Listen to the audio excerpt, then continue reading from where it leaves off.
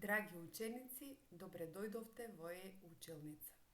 Јас сум Павлинка Велјановска, наставник по музичко образование во Основното училиште Гоце Делчев од Неготино.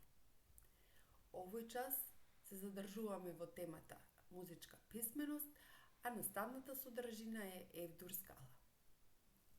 Сега да повториме што се знаете вие за тонска скала. Претходно сте учеле што е тонска скала и наједноставна дефиниција е дека тонска скала е низа од 8 тонови, каде што првиот се повторува како последен.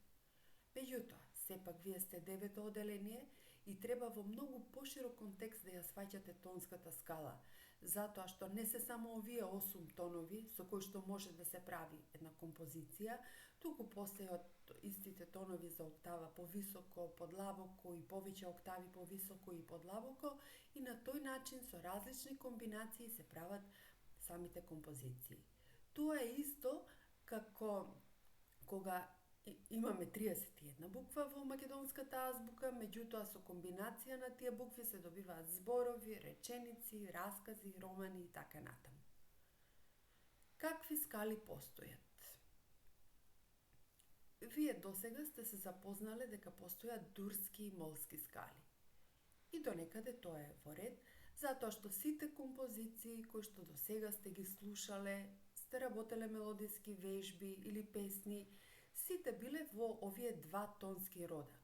Меѓутоа, само за информација, постојат и други скали, како што се староцрквени скали, молдур, дури постои и атонална музика, каде што нема скали. Ако сакате да дознаете малку повеќе за ова, прашајте го вашиот наставник по музичко образование или пак истражувајте на интернет. Досега, вие сте се запознале со дурските скали C-dur и G-dur и нивните паралелни молски за кои што ќе зборуваме подоцна.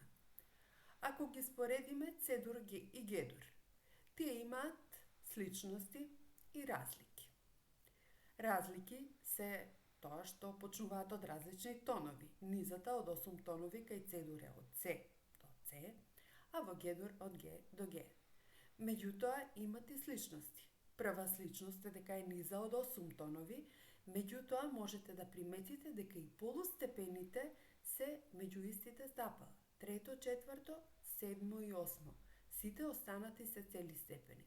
Токму тоа ги прави да бидат дурски скали. Сега да видиме на кој начин се добиваат дурските скали. Тие, според едно правило кое што постои во музичката теорија, се добиваат по квинтно тркало нагоре и надолу, или квинтно-квартен круг.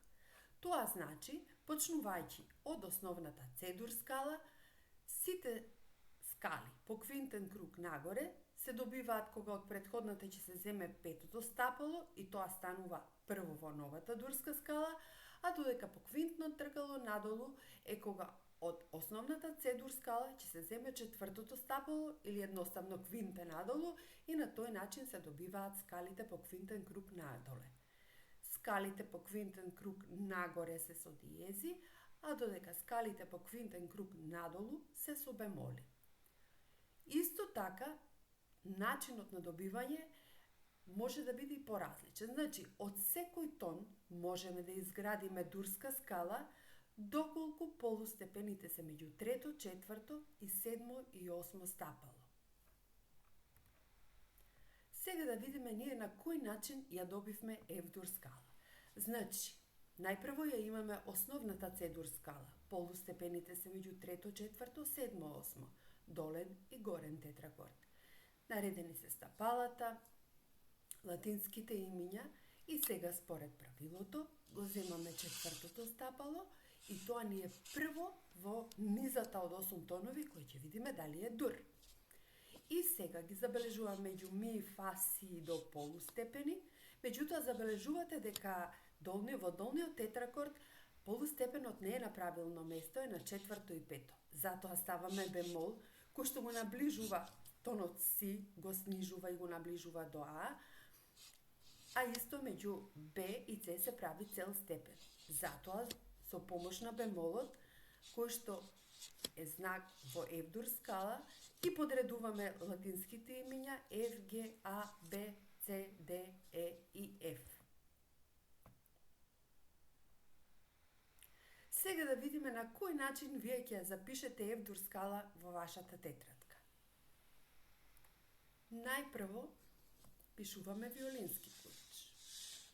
По виолинскиот клуч задолжително бемол, кој што стои на местото каде што стои тонот си, и го снижува, односно на местото на тонот Х, и тој станува Б, заради распоредот на целите и полустепените. Пишуваме низа од 8 тонови. Полустепените се меѓу трето и четврто, седмо и осмо. Сега ги забележуваме долниот и горниот тетракорд, ги пишуваме латинските имиња. F, G, A, сега имаме B, бидејќи ни е снижено, C, D, E и F. И пишуваме име и презиме на скалата. F е заради тоа што почнува и завршува со F, а дур затоа што полустепените со ова интервенција кога го сниживме четвртото стапало се на правилно место, односно меѓу трето, четврто, седмо и осмо стапало. Значи вака добивме F-дур скала.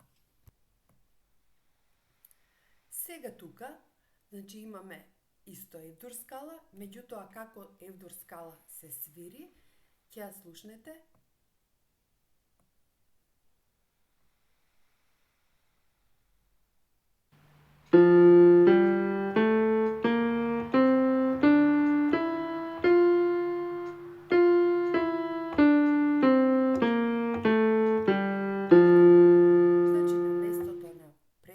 Си или Х не се свири, туку на тоа место се свири тонот Б. Да видиме што научивме овој час. Научивме дека F-дур скала се добива кога од основната C-дур ќе се земе четврто стапало, или рековме дека од секој тон, па така и од F, може да направиме низа од 8 тонови. И најбитно е полустепените да се меѓу трето, четврто, седмо и осмо стапало, а сите други се цели степени. На почетокот на F-дур, по виолинскиот клуч, ние пишуваме уште во виолински клуч, се пишува бемол на третата линија, на местото каде што стои тонот си, и сега тој е снижен, и важи за сите си, односно Х во F-дур скала, значи не е Х, туку е Б, снижено четврто стапало. F се вика затоа што почнува и завршува со F, а дур затоа што полустепените се наоѓаат меѓу трето, четврто, седмо и осмо стапало. Ви благодарам.